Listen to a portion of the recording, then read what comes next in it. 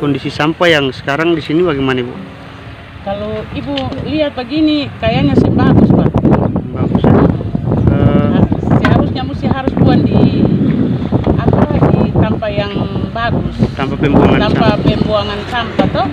Kalau di sini kan jalan umum, Dalam umum. Ini kan sudah makan setengah badan jalan ini. Nah, kira-kira harapan Ibu kepada pemerintah daerah itu bagaimana? Dalam hal ini Dinas Lingkungan Hidup.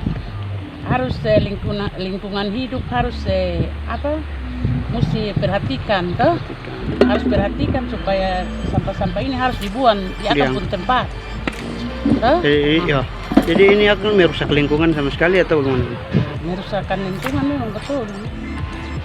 Jadi berharap harus segera diangkat secepatnya. Harus diangkat secepatnya karena ini lingkungan hidup yang bagus ini. Begitu, Pak. Oh iya. Ini kondisi jalan juga sementara ini. Sementara juga yang bagus. Bagus.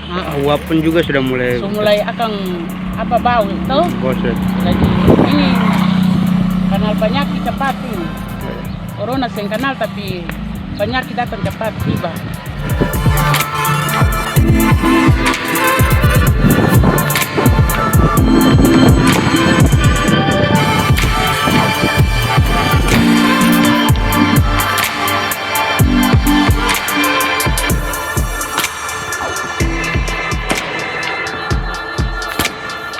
Terima kasih sudah nonton.